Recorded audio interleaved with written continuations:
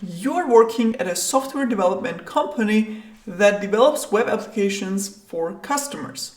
Your company just got a project order from one of the customers about developing an application for employees that basically keeps information about those employees, some basic information, data about them, and keeps an internal database of those employee information, right? So basically it's a project that the customer company ordered your software development company to implement. So you need to develop this new web application with your small team. Now, when developing an application, we don't only have software developers. We also have other equally important roles involved in the whole process of creating that application, which are responsible for other parts of the application development. So when we create a project team, the team which was assigned to create and deliver this application to the customer, we have several main roles. And let's meet these roles that we're going to have in our example project. The first team member is Anna, who talks to the customers about the details on the product. Exactly what features the customer wants in that application, how they imagine the final product to look like, and then Anna takes all that knowledge that she received from the customer about how the product should look like, etc., and communicates that back to the software developers. So Anna has a role of a product owner. Once the product owner, Anna, finds out exactly what the product or web application should look like and what features it should have, the web application needs to be developed. So for developing the application, we have software developer role in our small project team filled by Tom, who is our developer.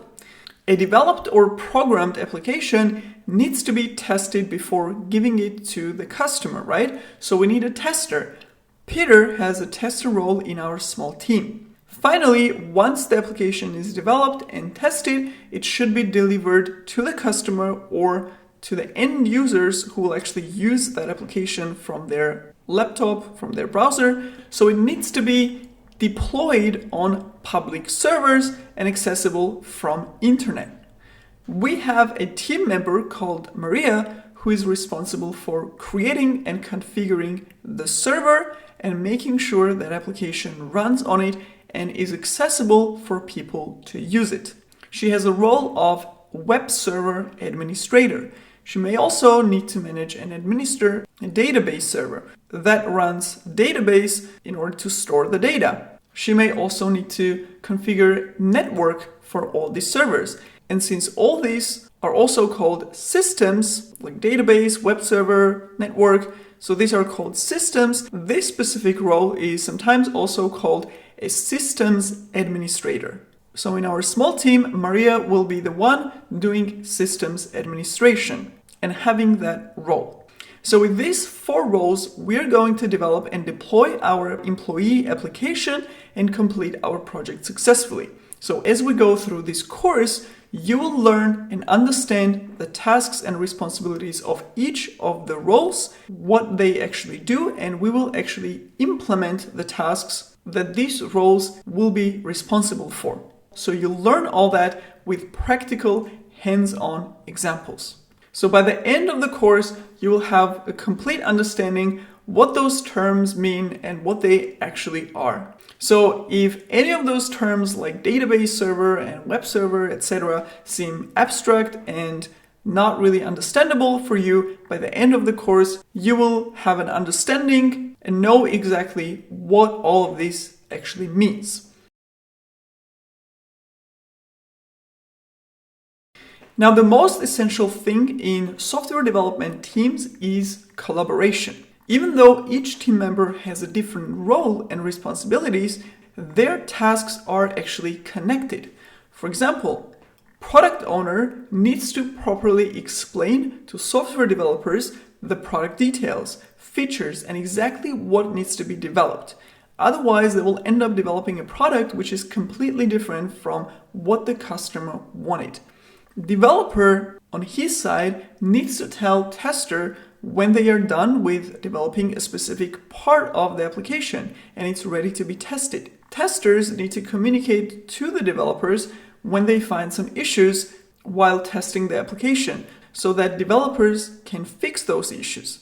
Developers need to also tell systems administrator what they need to configure on the server so that application can run successfully. Because developers are the ones who develop the application, so they know how the application should be run and they should communicate that to the web server administrator or systems administrator. Now, if you have multiple developers or multiple testers or sysadmins, or basically multiple people for the same role, they need to talk to each other as well and collaborate to know who is doing what and divide the tasks among them and not interfere with each other's work. So essentially, team members need to talk to each other and work together if we want to complete the project successfully. Now, how do team members in IT projects talk to each other or work together? Do they just go to each other's work desk and talk to each other personally, like face to face? Do they physically sit together at a desk and work on a task? Well, they can do that, obviously, if they are sitting in the same office, but there are a couple of issues if that was the only way of communication between the team members. First of all, just using verbal communication would mean that nothing will get documented and written down. So they may forget what they talked about and what they agreed on. Second one is that if two team members talk about something and decide something verbally, other team members won't be able to see that or know about it. So you don't have the transparency of who is doing and deciding what. Also, what if you have a remote team? Some people working from home or another city. So how do you make sure that they communicate properly when they don't actually sit physically in the same space? So we need some online tools where the communication can happen. We need some online team space where people can chat and talk remotely if they want to, and others can see those conversations too. And this could be a simple chat application, which is again something that IT teams also use. But what about when collaborating on developing, testing, and releasing a feature? Imagine developer needing to send a message to tester through a chat system every time he's done programming, saying, hey, this and this feature is ready, please test it and let me know if it works. Or tester messaging, I tested this and this feature and these are some of the issues that I found. And then developer will fix those and you have this communication back and forth.